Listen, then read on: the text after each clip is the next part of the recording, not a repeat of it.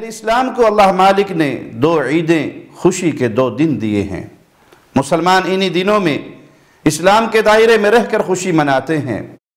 اسلام میں کسی تیسری عید کا کوئی تصور نہیں ہے۔ خاص طور پہ کفار کے مذہبی تہوار کسی مسلمان مرد اور عورت کے لیے جائز نہیں کہ وہ یہود و نصارہ یا کسی اور کافر کا کوئی ایسا خوشی کا دن منائیں، اس میں شرکت کرے۔ من تشبہ بقوم فہو منہم، جو جس قوم کی مشابہت اختیار کرتا ہے وہ انہی میں سے ہے۔ تو یہ کفار کے تہوار، وہ کرسمس کا تہوار ہو، وہ نیو ایئر نائٹ کا تہوار ہو، یہ اسلام نے نہیں دیے۔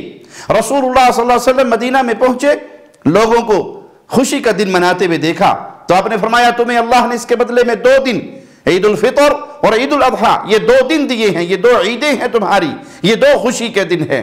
تو رسول اللہ صلی اللہ علیہ وسلم نے اہل ایمان کو اس بات سے ڈرا دیا کہ جو جس قوم کی مشابہت اختیار کرے گا وہ انہی میں سے ہوگا۔ تو کسی کافر کے کسی مذہبی تہوار میں شریک ہونا اہل اسلام کے لیے جائز نہیں۔ مالک کا فرمان ہے وَتَعَاوَنُوا عَلَى الْبِرِّ وَالتَّقْوَى وَلَا تَعَاوَنُوا عَلَى الْإِثْمِ وَالْعُدْوَانِ، نیکی کے کام میں، تقوی کے کام میں ایک دوسرے کی مدد کرو، گناہ کے کام میں مدد نہ کرو۔ آپ کرسمس کا اگر تہوار مناتے ہیں تو گناہ میں ان کی مدد کر رہے ہیں، کیونکہ یہ بہت بڑا کفر کا تہوار ہے جس کا عقیدہ یہ ہے کہ نعوذ باللہ آج اللہ کا بیٹا پیدا ہوا۔ ہیپی کرسمس کہنا گویا صلیب کو سجدہ کرنا ہے۔ اسی طرح یہ نیو ایئر نائٹ یہ اسلام نے نہیں دیا۔ ایک سال ختم ہو تو مسلمان اپنے حالات کو دیکھتا ہے کہ میں کہاں کھڑا ہوں، گناہ میں ہوں یا ثواب میں ہوں، میری زندگی کا 1 سال کم ہو گیا۔ حسن بصری رحمہ اللہ فرمایا کرتے تھے ہر ڈوبتے ہوئے سورج کو دیکھ کر میرا 1 دن زندگی سے اور ختم ہو گیا، میں قبر کے 1 دن اور قریب ہو گیا۔ تو پیارے بھائی، اسلام کی تعلیمات پہ چلیے، کفار کی مذہبی تہوار سے اپنے دامن کو بالکل الگ کر لیجئے۔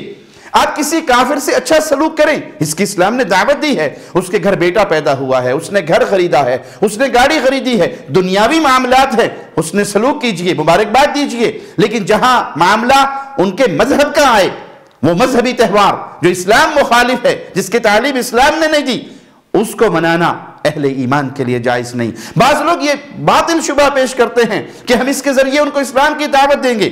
آپ اگر ان کے اس تہوار کو منا کر انہی کفریہ جملوں کو اپنی زبان سے ادا کر رہے ہیں تو کس اسلام کی آپ دعوت دیں گے؟ اسلام پہ رہیے، حسن سلوک کیجئے اور پھر دعوت اسلام دیجئے۔ اللہ ہمیں دین اسلام پر عمل کرنے کی توفیق عطا فرمائے۔